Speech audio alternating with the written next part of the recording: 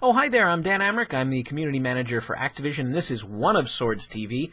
If you have a question for me here on One of Swords TV where I try to answer your questions, you have to send it to YouTube at oneofswords.com so I know what your question is, and then I will attempt to try to find an answer or at least make something up that sounds very plausible. This week I have a question from Cody Beltz that originally I wasn't going to try to even answer because I thought it was a difficult thing to do. I don't like to speak for anybody other than myself when I do this, but I'm going to try to make an analogy that might make sense.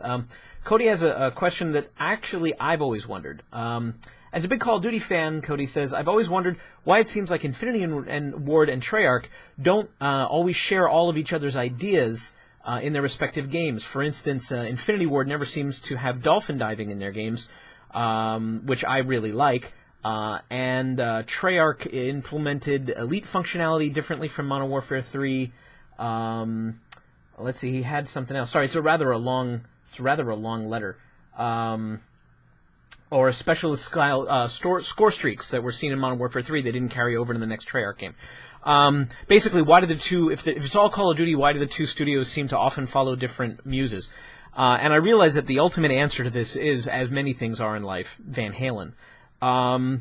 I look at it sort of, okay, so I've asked this question straight up. I have totally just gone and I'm like, I really liked this aspect from the previous game. How come I didn't see that? And the question is always answered the same way. Well, we're different people. We have different ideas of how Call of Duty should be. We all have some of the same concepts of, keeping certain things the same. But after that, they're given creative freedom. And I get that, I wouldn't want to be working on a project with somebody else and then always be told you have to do everything that they did. At what point does my creativity come in? And you're dealing with game designers who, that's their whole thing. They live and die on creative ideas. So the Van Halen analogy, of course, is that David Lee Roth, Van Halen sounds kind of one way, and then Sammy Hagar, Van Halen sounds a different way. Now, there are people that prefer Dave and people that prefer Sammy, but the truth is that kind of the songs that get written during each guy's tenure, they sound different. It all sounds like Van Halen. There's some fans like myself that I'm like, yeah, I'll listen to either guy. I like it.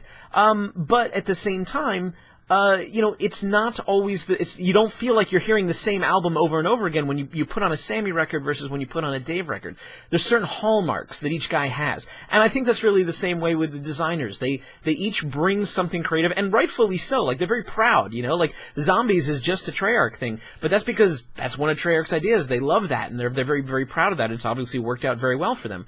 But at the same time, Infinity Ward has the way that the score streaks worked in Modern Warfare 3. They had Spec Ops.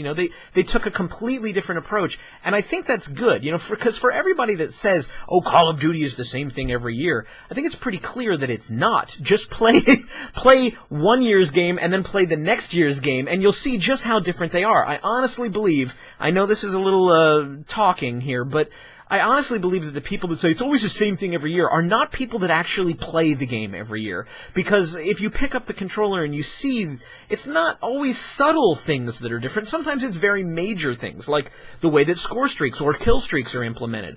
Or, the fact that Zombies is there and then maybe Spec Ops is there. So, obviously we're going to see what goes on with Call of Duty Ghosts very, very soon, actually, next week.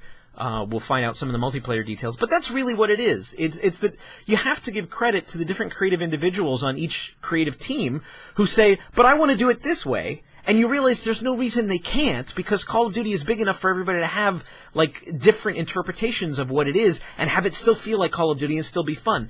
It comes down to one word, which is creativity. You've got to let these people run and do what they do best, the way that they feel is best.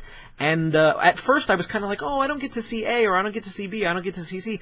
At the end of the day, I'm actually kind of glad that they're given the free rein to run the way that they want to run, because I think it winds up being interesting. There's always something to look forward to. If you miss an older aspect of the game, maybe it's coming back next year, or, hey, we had a new idea that the other studio didn't implement because we thought about it differently. So I look at it as a glass half full kind of thing.